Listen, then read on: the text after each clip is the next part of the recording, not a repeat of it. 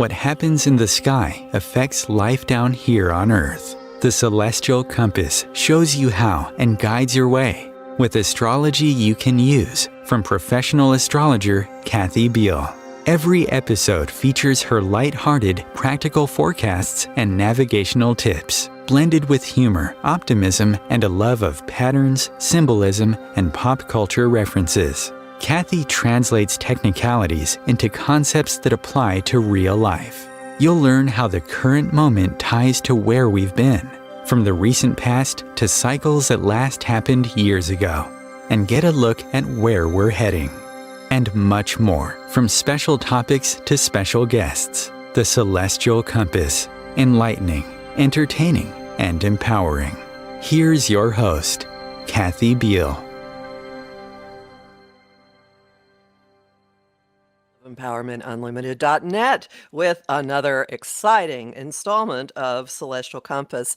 Before we get to our topic and guest, which both have a lot to do with political astrology, so everyone hang tight, I want to update briefly the August forecast. The full forecast is at omtimes.com and also at my site, empowermentunlimited.net. The big events that I want to alert you to for the second half of the month are, well, first off, right now, our socializing mode has moved into Venus, meaning that people are going to at least play like they want to get along and do things to entice others to be nice to them. I know it's kind of a cynical way of putting it, but we're still very much in worker bee mode, and we're going to want to integrate other people into it with Venus in her home sign of Libra for the rest of the month.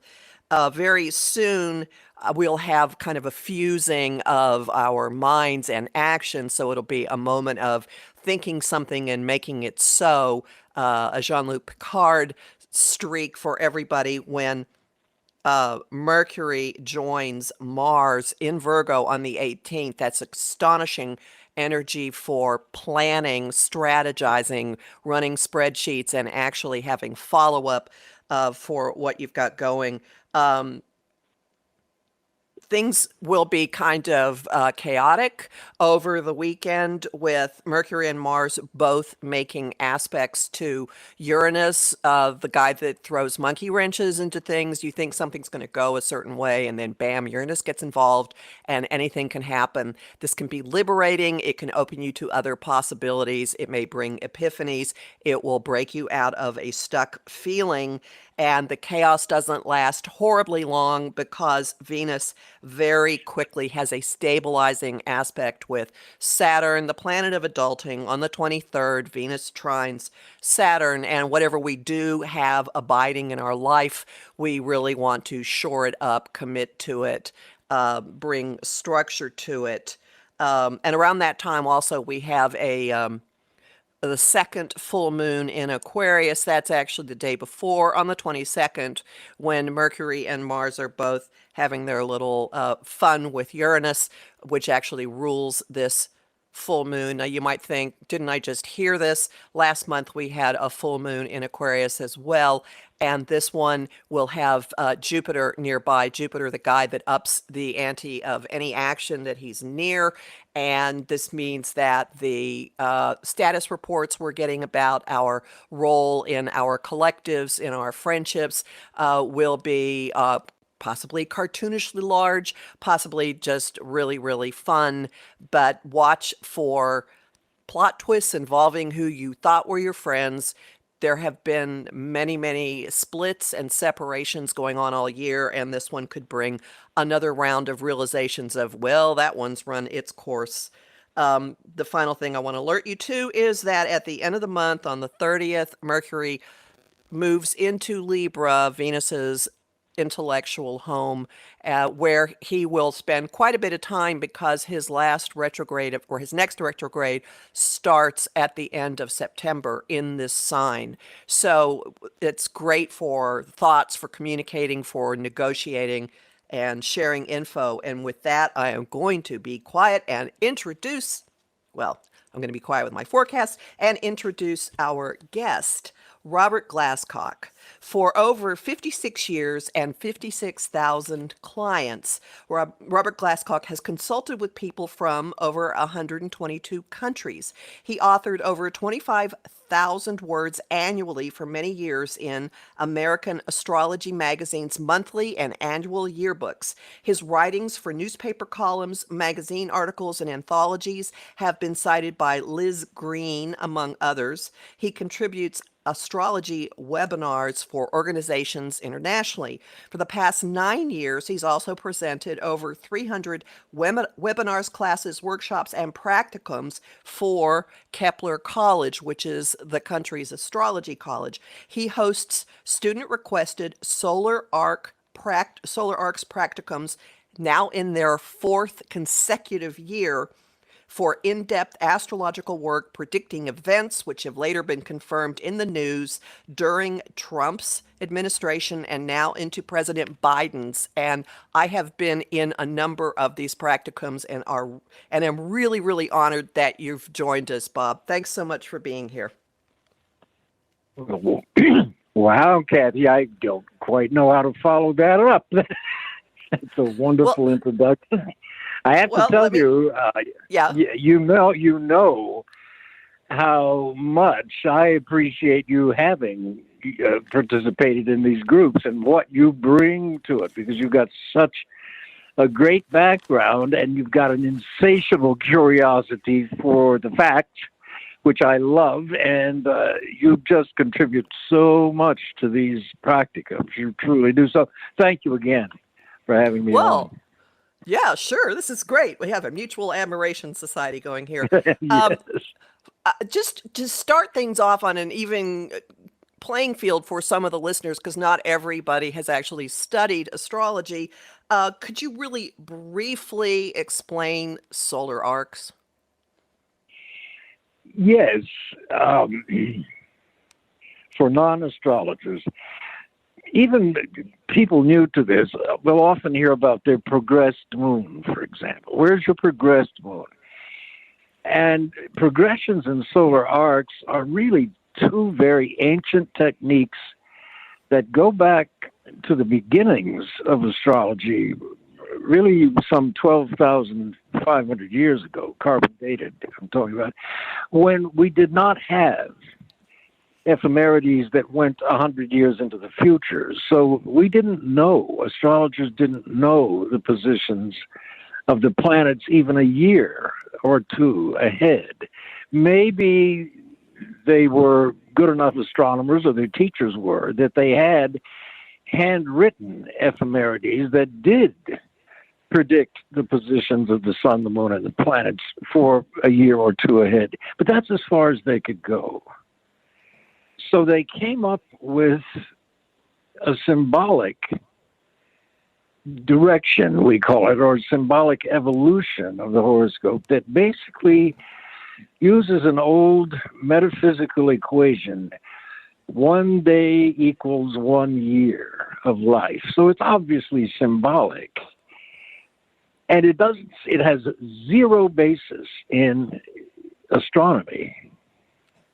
But it does have a basis in something called harmonics. And so what solar arcs are simply is your progressed sun, which is the position of the sun as many days after you're born as you are years old. So if you're 50 years old, your progressed sun would be 50 days later after your birth date in the ephemeris, listing all the planets and their positions daily. So that becomes your progressed sun. If you take your progressed sun and subtract your birth sun's position from it, you will get an arc, a solar arc, because you're involving the sun, that's roughly 50 degrees. It depends a little bit on the time of year a person's born. It may be slightly less than 50, slightly more. That's why we have computers that do this. Nonetheless, you take that solar arc and add it, that 50 degrees, let's say, to every single planet and point in the birth horoscope. And that gives you your solar arc positions. And then you look to those to see if they form certain configurations with your birth planets. So in a nutshell, I hope that's fairly understandable. It's a forecasting technique that Yes, scooches everything forward based on how far the sun has yes. moved forward in your chart. Okay. And a solar arc, and there's a backwards version or a converse version. When an aspect is exact, it only happens at one point in your life. So they can be very when a solar arc planet makes an aspect to something in the birth chart, that particular aspect happens only once. That's true. And so when you get into something like a nation's horoscope, like the horoscope for the United States, we live long enough. If we can survive 365 years, we will begin to have repeat solar arc aspect, but no human being does. So every solar arc in a human's, an individual's birth chart only happens once in a lifetime. And you absolutely can correlate those with hallmark events and turning points and situations in the life at those ages, which is what makes this so amazing to me, Kathy, because I am a skeptic by nature. I cannot believe that I have been an astrologer for 56 years. If anyone had told me this when I was 20, I would have said, you're crazy. I knew nothing about it. But the first book that I was told to get was the A to Z Delineator, and of course it's a huge, thick book written in the 30s. And it showed you how to set up your horoscope and then how to interpret it. And I got to a paragraph about my moon in Aries in my third house, which said you have a mole mark or a scar on the left side of your head or face from age 5. And I nearly came out of my chair because I do. It's a hairline scar. And I thought, wait a minute, this was my introduction to astrology. How the hell can this old book be so specific about something like that, you know? And it intrigued me. So even though I'm a skeptic by nature, I'm experimentative. And if it works, I'll keep trying it. Well, of course, astrology does work. And to find later on, this many years later, that this group at Kepler wanted to study solar arcs in connection with the United States horoscope. This is going back now to the beginning of 2018 is when they wanted to do this. And, of course, the very first question the group asked, and I don't think you were in this initial group, but the first one, Kathy, that somebody said, is Donald Trump going to prison? And I have heard this story, and I think you should tell it. Well, I mean, just give a little background about this practicum. All right, so this is a really notable teaching event because it is the longest running practicum that anyone knows of, because there have been 30 iterations of it, each 5 weeks long. Yes, And it's also astonishing, not just for its length, but for the accuracy of its predictions, because every week we talk a lot too, but we look at charts, we look at solar arcs up to the charts, and we look at transits to the charts, and we come up with themes and some very specific events and predictions. We're careening into a break. We have just a few minutes, so why don't you start with the prediction that launched the whole series that you just alluded to? Oh yeah, and I'll stop you if we have to take a break. Great. The minute they brought it up, I thought, hot darn, I've got a great group of astrologers here. And I said, you show me, where do you look in the chart? Because if it's not in the birth chart, it's not going to happen. So you have to look at the natal chart. What house rules prisons in Donald Trump's chart? Bang, you tell me. So I led them through this step by step. And finally, hesitantly, they said, yes. And I said, yes, exactly right. If he doesn't die first, yes, he's going to prison. And we're talking about yeah. I was going to say, this was at the January of 2018. Nobody was talking about this man going to prison. Nobody. But we were. And now to And- see 3 years and 6 months later how it's all evolved, it's amazing. It's amazing to me. And this is only the first example. So as I like to say, these people don't keep coming back week after week and paying good money if we're wrong. And I'd just like to clarify that we're talking about the 12th house here, and that's also the house of institutions. So True. there could be a confinement or a health institutionalization. Those are all as possible as prison, and before Sure. people start sending me flaming messages over this. But there's Pluto in the 12th house. And That's Mars. and Mars, Pluto and Mars in the 12th. So, all right. So now people are going, oh, they're really going to talk about all this stuff. Yes, we are. After the break, we're going to talk about a few other very specific predictions that have been made, and some of which have played out, and specifically ones that touch on the turmoil that the United States has been undergoing lately and how far out we see that this might be continuing. So with that, I'm going to go ahead and start. Let's go off into the break right now, and we'll be back in a minute or two. Thanks.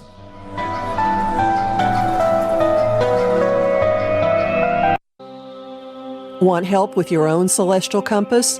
Visit my site, empowermentunlimited.net, for Astro Insight forecasts for each week, month, and new and full moon. Want to explore the personal impact? Make a decision? Understand another person? It is possible. Click the Services tab to book a personal session with me. That address again, empowermentunlimited.net.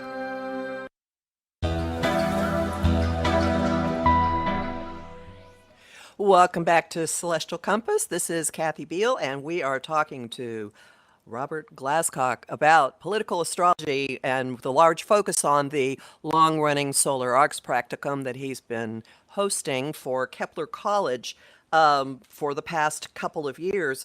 I'd like to just dive in, if you're comfortable. In right around the election of 2016, you made a prediction that ended up being incredibly controversial and also true.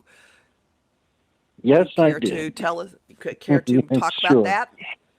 Actually, I gave a webinar, Kathy, for Kepler College on November the 4th of 2017, a 3-hour webinar on solar arc techniques for maybe 60 people from around the world. And I only used 2 charts over the whole 3 hours. One was Donald Trump's, and the other was the United States chart. So it's fascinating that astrology can depict the psychology of a human being as well as the psychology of a nation. And it was a controversial webinar. Especially getting into Donald Trump's chart, I very deliberately made a point of using definitions for these configurations from Reinhold Evertine, another astrologer, a German astrologer, who, for example, would label certain configurations indicative of a crook and a swindler, quote unquote. Well, if I had called Donald Trump a crook and a swindler, then the class would have been able to say justifiably, well, that's Bob's opinion. But these are equations, really. As you know, Kathy, these written hieroglyphs that we use in astrology are very much like E equals MC squared. They are pre-physical archetypes that manifest in space and time, and we are trying our best to use a very crude 2-dimensional representation of a 4-dimensional fact. But nonetheless, the prediction that I made at the end of the 3 hours was that the spring of 2020, specifically the month of May, but give an orb, the spring of 2020 marked the beginning of the end of Donald Trump or the end of the republic for which we stand. And I just left it dead silence for a while, and somebody finally spoke up and whispered, "It all sounds so dire." And I said, it is dire. Nobody again had, at least of all me, had any idea that this would lead to an attempt to overthrow the elections of 2020 and to storm the Capitol with the intent of killing Nancy Pelosi and Mike Pence. No one could foresee that it was going that far. But if you go back to May of 2020, this is when George Floyd was murdered by the white cop, Derek Chauvin, and Black Lives Matter exploded. It was also the month that Donald Trump gave the first of a series of disastrous rallies. This one was in Tulsa, Oklahoma.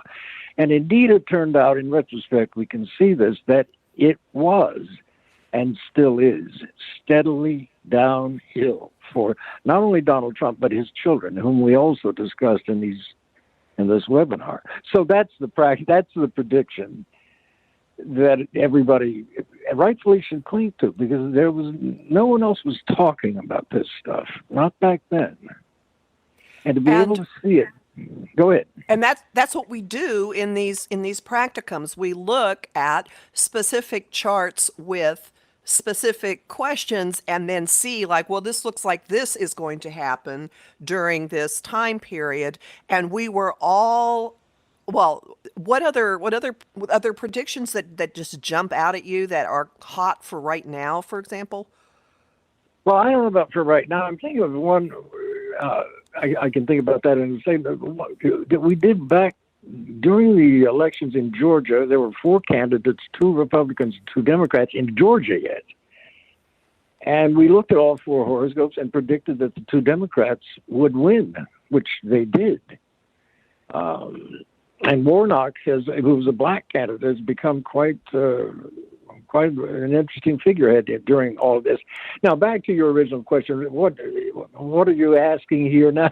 let's talk some more. Well, I was just thinking about what is going on now astrologically that's being borne out, because we were all seeing around the time that Trump had his Mars return, which was opposite the U.S. moon in the late degrees, like around 26 Mars. The House Select Committee on January 6th started, and that was, and a lot of news as Mars moved into Virgo, where it currently is. A lot of news broke like an information dam exploding around that time. The FBI with saying 4,500 tips were phoned in about Kavanaugh that they gave to the White House counsel. The acting attorney general testifying in front of the House Select Committee for 7 hours behind closed doors and implicating all kinds of people. More and more information coming out about pressure to overturn the election. Those are just things that Those are just starters, which we talked about, this whole information dam that was about to break. Now you can add things like Alan Weisselberg, who was Trump Org's CFO for all these years, and the children, specifically Donald Jr. and Ivanka, who are now also under investigation, and the fact Trump has exhausted all legal attempts to keep those tax returns from being seen or made public. He's lost every single time. So you add all that in, plus the bank's getting ready to call in their loans. Donald Trump is apparently, according to what I read in Forbes, about $1.5 billion in debt, which is due to be repaid in the next year to 2. He ain't got it. And an astrological signature for this, all right, is that transiting Pluto in Capricorn is basically parked opposite Trump's Venus in Cancer, which Venus is a money planet, which is conjunct Saturn. So a lot of things coming out, just so people listening don't think, oh my God, they're just talking politics. No, all of this has an astrological underpinning. And in fact, the This more is why I am so glad that you are in these groups, my friend.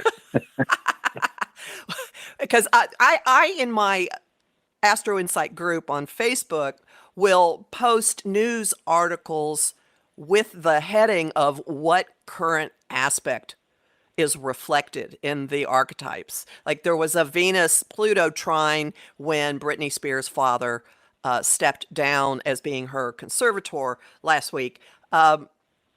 It's not just to discuss the event, but the astrological implications or connections in the event. And that is what happens in this, only in our discussion group online, there's like a flood of articles being posted constantly that bear out the information that we've pulled out of people's charts. So any other particular Well, predictions?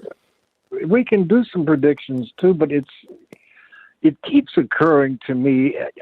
This has been true for me. I think it's been true for you. It's been true for virtually everybody who has participated in these practicums for the last 3 years and 6 months. And they've all said, and I feel the same way, these practicums and astrology have made this whole experience with Donald Trump and COVID, which are related, and climate change, all of these big, vast transitions that the world is going through, understandable and not so much manageable, but understandable in terms of what's going on, how long it goes on, what can we do about it, are we doing it?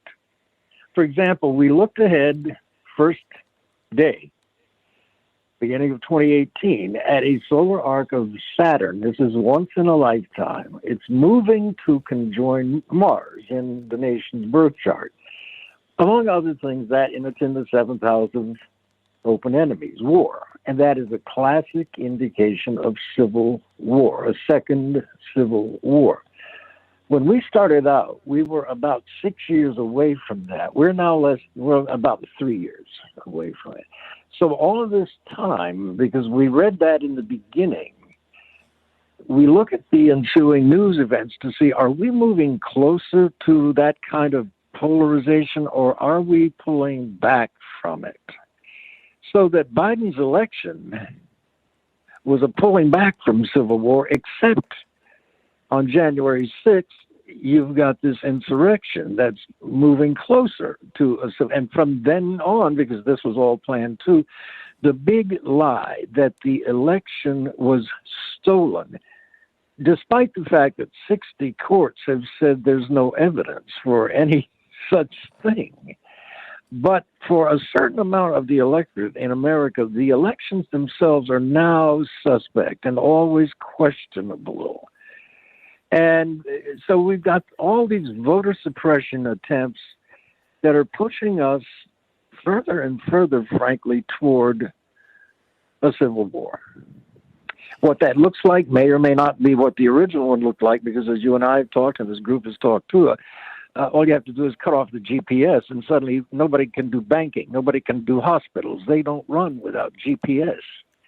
So you don't have to have boots on the ground necessarily to inflict unbelievable damage. We've also talked about climate change and global warming and mass migrations due to famine and drought.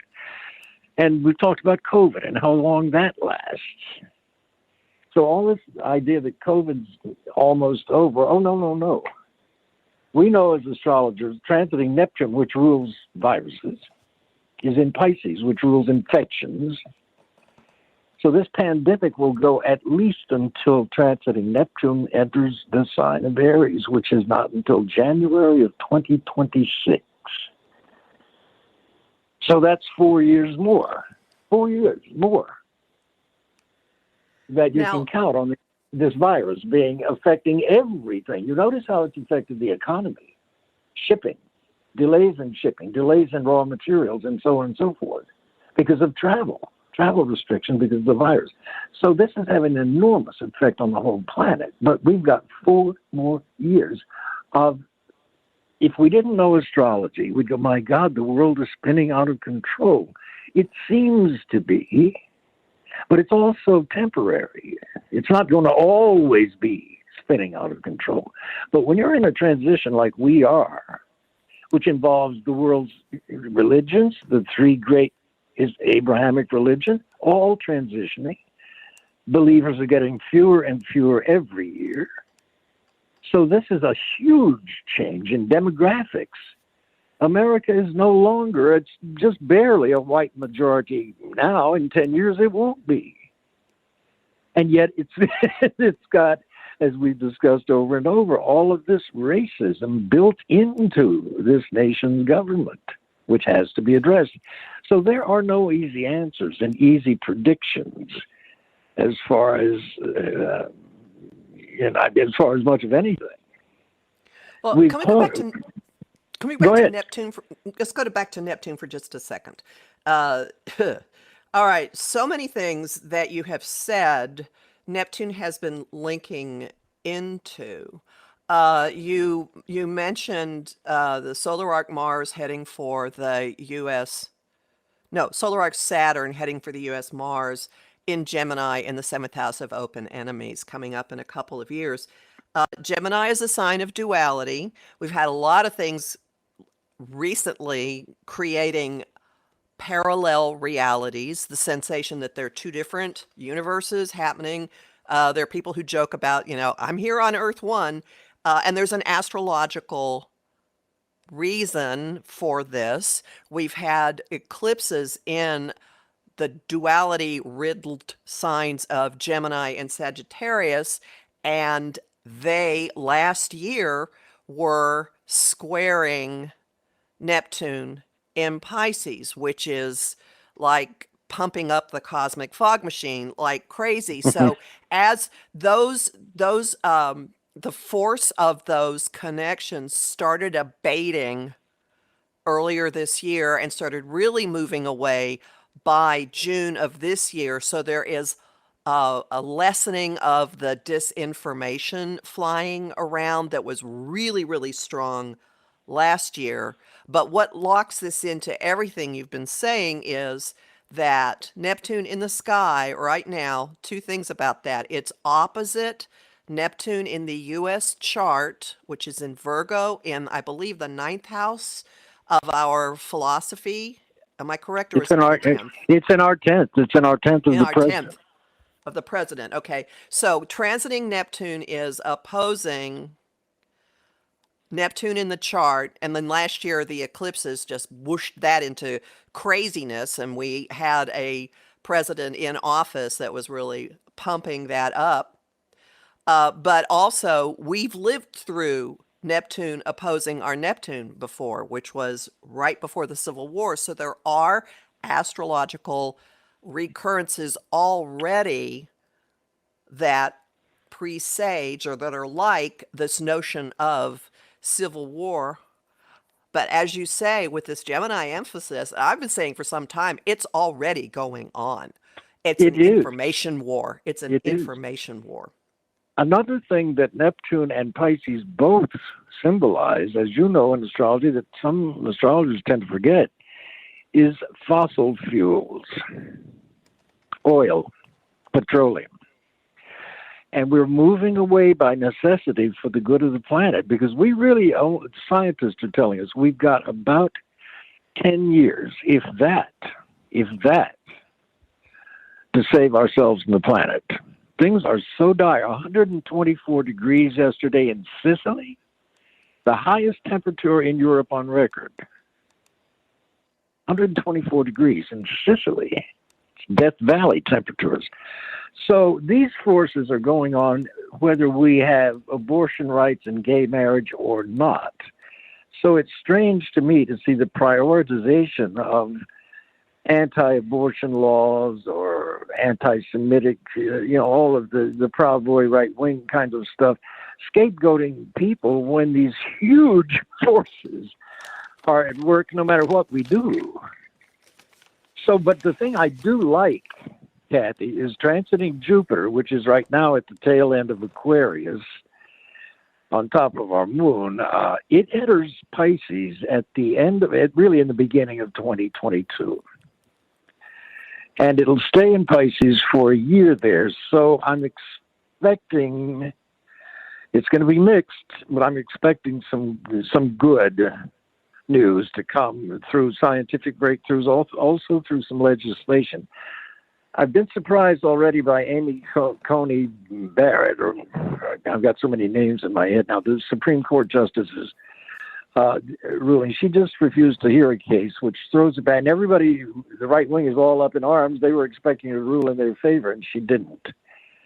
So I think 2022 will be a better year. But there's still some really nasty ongoing indications that we're not addressing yet. And I'm looking now at the midterm, because we have in 17, 18 states now, we have set a precedent. Arizona started this. Locally now, all of these red states have passed laws enabling the local Republicans to invalidate any election they like if they don't care for the outcome, and to start a phony audit like they did in Arizona, which keeps the election results up in the air, you see, and indeterminate and confused and confusing. And all of this keeps building toward this polarization and this uncertainty about what's real and what isn't, and can we trust the elections or not? And meanwhile, we got all these people armed with AK-47s, and they're fanatic. Mentally, they're fanatic.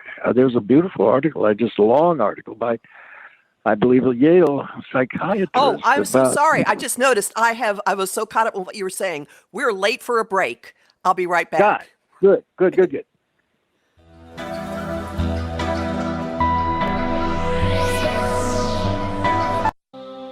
How would you like navigational tools you can use on your own?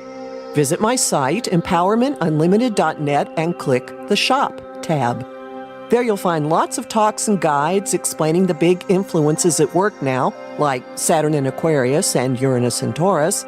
You'll also find a variety of guided visualizations for relaxing, clearing your energy, or getting to know planetary archetypes. That address again, empowermentunlimited.net. Welcome back to Celestial Compass. This is Kathy Beal, and we're talking to Robert Glasscock about current events and the fate of the U.S. And I interrupted you so fervently that I don't remember what you were starting to talk about an article. Well, the only thing I do want to say before we have to ring off is with Jupiter going into Pisces, which it does in January. I'm looking at the midterms next year. And we haven't really talked about these. And as you know, Kathy, because you're a part of all this group now, we haven't talked about this. My feeling, and you may or may not agree, with Jupiter in Pisces and going over Neptune, and Jupiter oppose our Neptune in the 10th and so on, I'm feeling like the midterms are going to see some former red or purple states flip blue. But those elections are very likely to be contested locally by a string of these audits.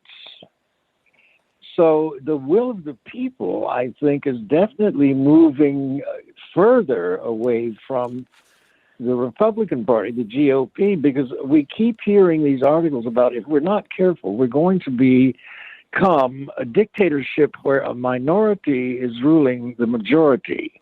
Namely, by minority, I'm talking about white Christian nationalists, which is, for all intents and purposes, the base of the Republican Party.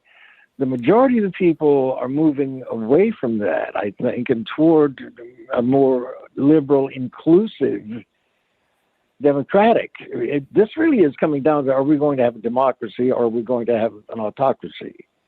And that's one of the themes of the Pluto return happening with Pluto in Capricorn. Yes, it is.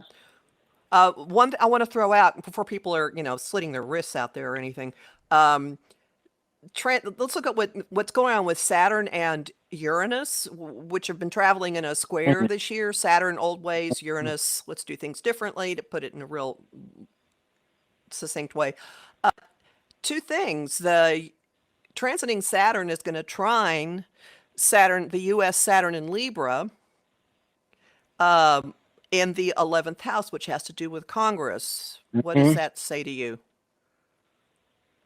Well, I think that, Mitch McConnell is already, for the infrastructure, flipped around, decided to seem like he's cooperating. So there, maybe even some of the Republican leadership are realizing, as long as they are tethered to Donald Trump and everything he represents, namely the Proud Boys and anarchy, truly, as long as they stay tethered to him, they are going to lose badly. And if they can at least begin to give the appearance of cooperating on some things, which is what that trine is about, I think they are, the other thing I did say in that webinar of November 4, 2017 was I flat said, I don't see how the Republican Party survives this.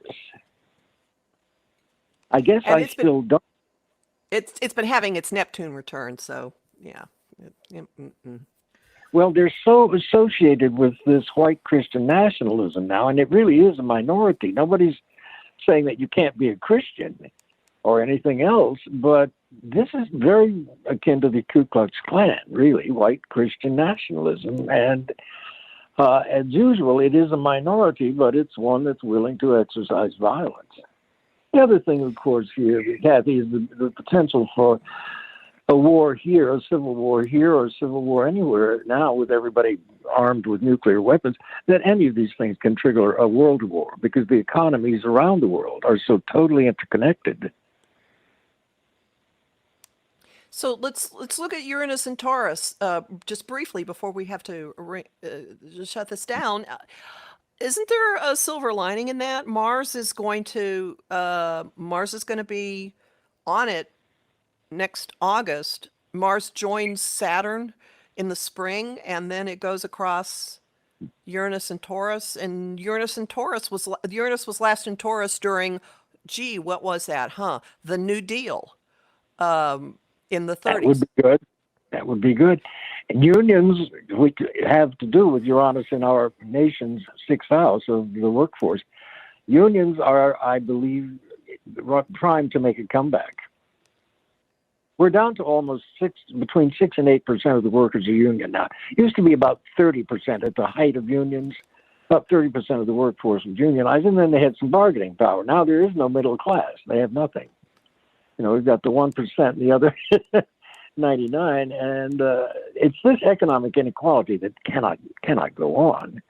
And frankly, I think we're very close to something like the French Revolution, where you've got the nobility, 1% own 99% of the money, and everybody else. By the time famine and drought start kicking in, people start migrating for food and water, and the West runs out of water from Lake Mead and Colorado River, and LA can't get water, and Las Vegas can't get water, and so on and so on. Central California can't get water for irrigation.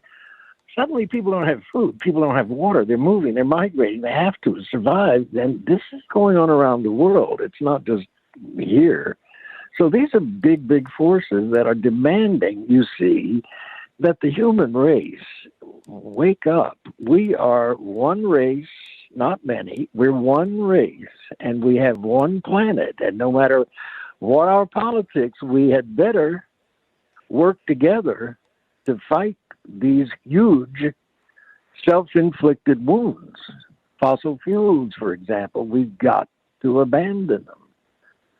And Uranus and Taurus holds the potential for innovative ways of dealing with resources.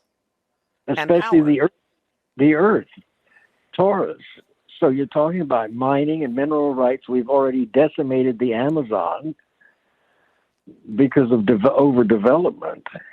So we've got a lot to repair. And population control is another one. Nobody is doing it. China, and they're doing a horrible job of it. Apparently, the way I don't know how you do it, but some way or another, we have to limit population. You can't just have 7 billion people reproducing themselves every 5 years. Can't be done. So how can So we bring these are this back to the astrological component of all of this?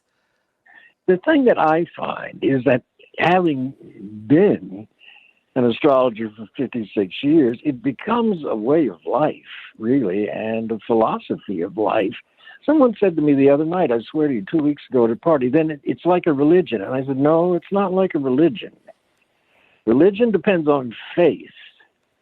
This doesn't. Astrology doesn't require any faith. It either works or it doesn't. So it's absolutely a science in that regard. And when I look at something like our practicums, which are now in our, third year, 6 months, going into our fourth, we're in our 4th year, we've been unbelievably accurate. So yes, it works. And when you know that it works, metaphysically, you can live in a world that is going through turmoil without you yourself being caught up in it, because you understand it. You're not panicked. You're taking care of your own business to the best that you can without becoming paranoid about anything. So it becomes a way of living that's very realistic to me, and also the opposite of fatalism. At least as far as an individual is concerned, you can look and see what your elaborate on that. Well, Please you can look at your elaborate on birth that. chart. You can look at your birth chart and see what your weaknesses are and where you're likely to experience your downfalls and why and how. And you can say, gee, that's right. I do come from a long line of alcoholics. Gee, I do have a drinking issue of my own. Gee, I guess, can I handle that? Can I work with that? Can I overcome? And so on. So it's that, as opposed to some astrologers saying, oh, well, you're an alcoholic, and letting it go. That's not the point of astrology. The point of it is to say, if you're unaware, if you're unconscious, it seems to me from this horoscope, come from a long line of alcoholics. Do you have a drinking problem yourself? Yes, why? Yes, I do. You better work on that. And so if they do, their sobriety suddenly becomes a treasure, not a weakness. So it's almost anti-fate astrology. And then, of course, the good things that you see in your horoscope, you can capitalize on. Somebody told me, I'll end with this. 2 weeks before I left Los Angeles, moved away after 30 years, I was at a party, and an actress friend of mine who'd known me forever said, you get everything you want, don't you? And I said, what? Because I don't. And she said, well, you came out here to be an actor, and you were one. Actors Equity, Screen Actors Guild, and then you wanted to be an astrologer, and you are one. And then you wanted to be a television writer, and you are one. And I looked at her, and nobody's ever said anything like that to me. I can see where it looks like that, but no, I haven't gotten everything I wanted, but thank you for saying that. I feel like $1,000,000. And I thought later, it does look like that to other people. If that's true, it's only solely because of astrology. Because I use it, as I'm sure you do too, to really get input on any major decision of any importance that I'm going to make, just to get its input. Mm-hmm. I had a Japanese business client once, many, many years ago, decades ago. He said, he's a very successful guy. He said, I've never let astrology talk me out of doing something I wanted to do in business. I have let it delay my doing it until it's more propitious. And I said, you're a very smart businessman. And he was. And it can help I you hope see that other ways of going about things. Exactly. Mm-hmm. Alternatives and options and ways out if you're in trouble. So go ahead.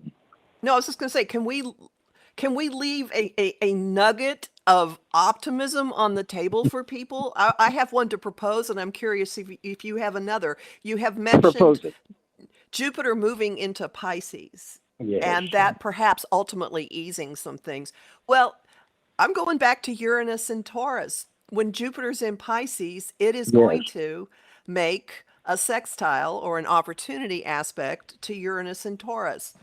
could that not be a glimmer of, oh, we have other ways of getting around things? And with Jupiter being in Pisces, which is we're all in this together, that's my thinking. I think so, and I think it also has to do with, say, the Aquarian age and Jupiter itself. The youth, I'm talking people under 30, basically, have a whole different approach, even to things like their national religions. Even young Islamists in the Middle East have a different perspective on Islam than an older generation. Look at what's going on in Afghanistan. Now, these people are desperate to get out from under the Taliban. Desperate. They're clinging to the exteriors of planes and falling off as the plane takes off to get away from. So the old time religions are fading away, and the young people are far more aware that they're all connected, no matter what they look like or what their races are. They're all intermarrying, they're traveling, they're relocating. It's a great new world. And it's getting more and more colorful, as opposed to white supremacy. It's not just beige, it's all colors. And so I think the generations coming up are very hopeful to us. It's just a matter, I do think the transit of Jupiter in Pisces, sextile Uranus, gives us a full year of making a lot of progress, actually. There's some other things I'm concerned about, but I'm not going to bring them up. But yeah, I think on a very major level, I think next year we will make progress. And I do think the midterms is going to be interesting, because I do think that we'll be surprised at how many former strongholds of Republicans suddenly seem to be voting pro-democracy for a change. And when they do, their local election boards are going to contest those elections because they don't like the outcome. They don't want the Democrats to win. So we're still, but I think overall, next year is going to be better, let's say, than this year. I hope so. Well, thank you. Where can people find you? Go to Google Robert Glasscock Astrology, or just Robert Glasscock. I don't know if I come up. It doesn't pick you up. Your website is rglasscock, numeral 4 site.com, and it'll be in the show description. And thank you so much. And I had a blast, and I hope you will consider possibly continuing this conversation another time. I would love to. You've got my number. All righty. All right. And thank you, Kathy. You are so welcome. And everyone, be safe. Look at my forecasts at omtimes.com and empowermentunlimited.net, and we'll be back in 2 weeks.